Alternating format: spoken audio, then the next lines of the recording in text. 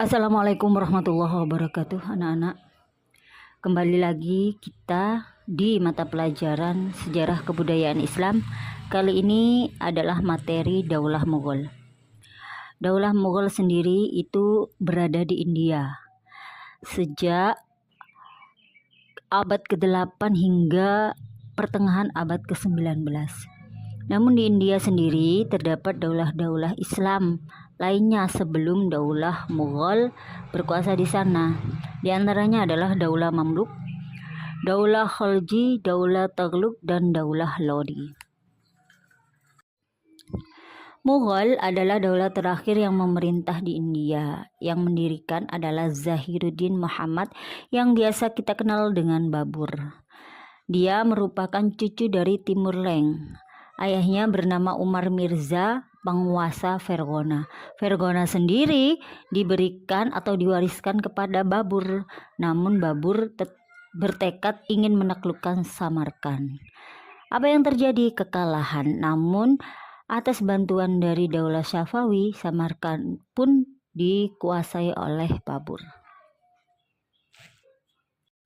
Setelah Samarkand, Kabul, yakni ibu kota Afghanistan, berhasil diduduki oleh Babur. Setelah Kabul, Babur pun meneruskan ke India. Kala itu di India ada daulah, yakni Daulah Lodi. Pemimpinnya bernama Ibrahim Lodi. Karena dilanda krisis sehingga stabilitas pemerintahannya menjadi kacau, maka Babur memanfaatkan keadaan tersebut dan ingin mengambil alih kekuasaan di India. Pada tanggal 21 April 1526 Masehi terjadilah pertempuran di Panipat, sehingga diberi nama pertempuran Panipat I antara Lodi atau Ibrahim Lodi tadi dengan Babur beserta pasukannya. Ibrahim Lodi kalah sehingga Babur berhasil memasuki Delhi, kemudian menegakkan pemerintahan di sana.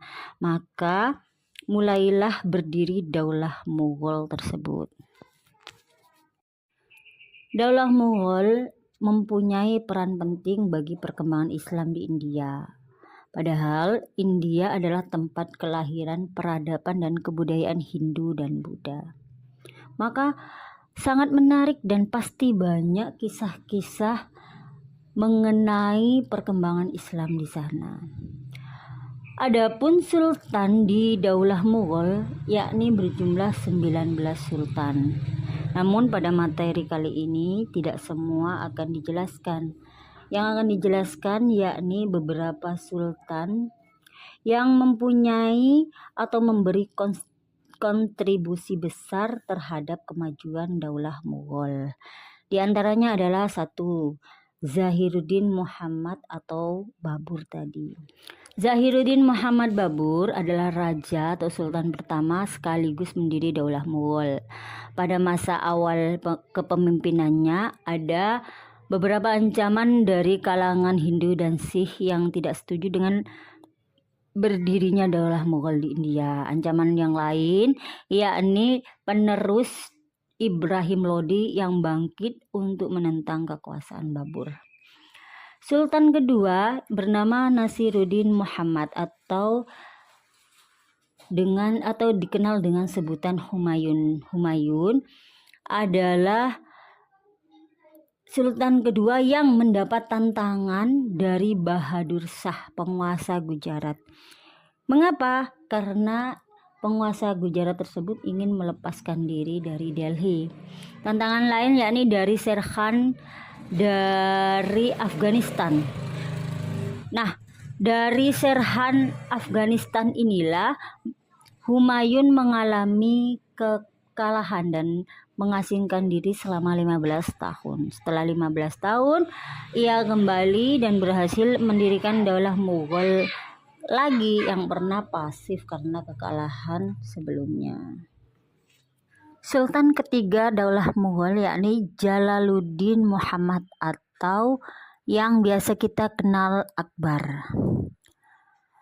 Akbar menjadi sultan pada usia 14 tahun, namun urusan pemerintahan semua diserahkan kepada Bairam Khan.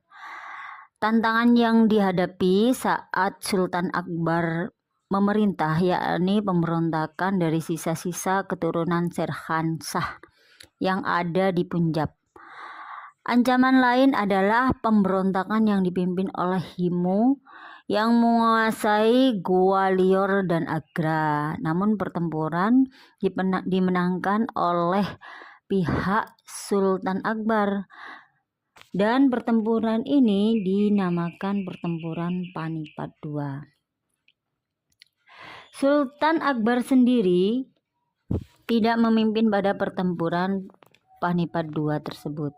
Yang memimpin adalah Bairam Khan.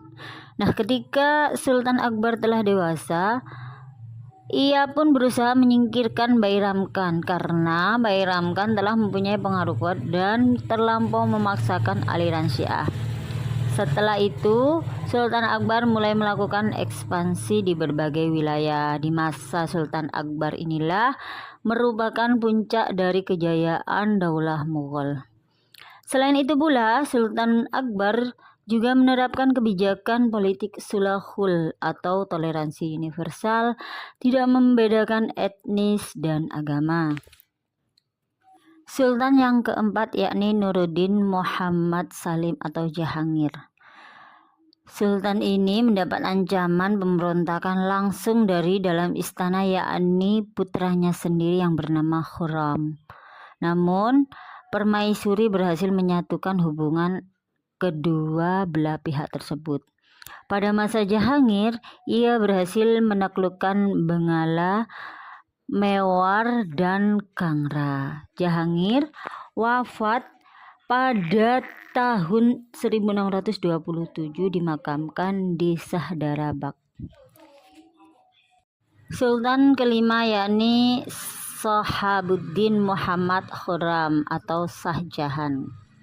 Shah Jahan adalah sultan yang memerintah kurang lebih selama 30 tahun.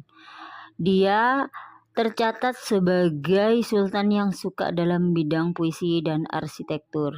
Membangun Taj Mahal untuk dipersembahkan kepada istrinya yang tercinta bernama Mumtaz Mahal. Taj Mahal sendiri adalah salah satu keajaiban dunia yang memukau. Adapun sultan yang keenam yakni Muhyiddin Muhammad atau Aurangzeb. Pada pemerintahan Aurangzeb dikenal sebagai pengembalian kedaulatan Islam. Karena Aurangzeb sendiri ingin memurnikan agama Islam yang pernah menjadi kabur dikarenakan kebijakan politik keagamaan yang dibawa oleh Sultan Akbar. Selain itu, Aurangzeb juga mengontrol keamanan dalam negeri. Kemudian banyak wilayah yang dikuasai serta berhasil memperluas kekuasaan di India. Adapun kemajuan peradaban Islam pada masa Daulah Mughal yang pertama dalam bidang politik dan pemerintahan, yakni bercorak militeristik. Penguasa selain menjadi pemimpin, ia juga sebagai panglima. Kemudian di pemerintahan daerah dipimpin oleh Sipah Salar atau kepala komandan. Untuk subdistrik dipimpin oleh Faujdar atau komandan. Adapun di bidang ekonomi, Daulah Mughal ditunjang oleh pertanian. Ada hubungan antara petani dengan pemerintah yang diatur dengan baik. Komunitas petani sendiri dipimpin oleh Muqaddam. Adapun hasil dari pertanian diantaranya adalah biji-bijian, padi, kacang, tebu, sayur-sayuran, rempah-rempah, tembakau, kapas, dan bahan-bahan celupan. Yang ketiga yakni bidang sosial. Pada bidang sosial, kasta sosial dihapuskan karena agama Islam tidak mengenal dengan kasta. Sehingga pada masyarakat yang berkasta rendah, ia sangat menerima Islam dan menyambut dengan gembira. Perubahan yang lain yakni kesetaraan gender. Wanita dihormati, diberi kedudukan yang tidak bisa diabaikan baik dalam pemerintahan, politik, maupun sosial. Adapun di bidang keagamaan, di India itu berkembang agama besar dua, yakni Hindu dan Islam waktu itu ya. Sultan Akbar pernah melakukan akomodasi pada kedua agama tersebut, sehingga melahirkan sebuah ajaran yang namanya Din Lillah. Namun tidak dihiraukan atau tidak direspon oleh para ulama Islam dikarenakan takutnya tercampur baurnya ajaran agama. Maka pada pemerintahan Sultan Aurangzeb disusun risalah untuk menjaga dan meluruskan ajaran Islam. Risalah tersebut disebut dengan Fatwa Alamgiri. Adapun pada bidang ilmu pengetahuan, banyak sekali para ilmuwan yang datang ke India untuk menuntut ilmu. Kemudian Istana Mughal juga dijadikan pusat kegiatan kebudayaan. Pada masa Sultan Aurangzeb, banyak mengeluarkan sejumlah uang untuk membangun sarana pendidikan. Kemudian pada Sultan Shahjahan juga mendirikan perguruan tinggi. Bertambah perguruan tinggi tersebut pada zaman Sultan Aurangzeb. Adapun pada zaman Sultan Akbar, ia mendirikan bangunan khusus tempat berdiskusi dan menghibahkan sejumlah madrasah serta perpustakaan. Di bidang seni dan budaya, ada penyair India yang terkenal kala itu yang bernama Malik Muhammad Jayazi. Kemudian pada zaman Sultan Aurangzeb muncul sejarawan bernama Abu Fadil. Adapun arsitektur bangunan pada masa Daulah Mughal antaranya yaitu Taj Mahal, Benteng Merah, Taman Salimar, Masjid Chai Burji, Masjid Raya Delhi, Menara Kutub Minar. Adapun kemunduran Daulah Mughal sendiri penyebabnya diantaranya satu, pada periode separuh terakhir pewaris tahta sangat lemah. Kemudian kemerosotan moral dan hidup mewah para penguasa. Yang ketiga, pemberontakan dari Hindu dan Sikh. Keempat, invasi Inggris. Dan yang terakhir adalah stagnasi dalam pembinaan kekuasaan militer.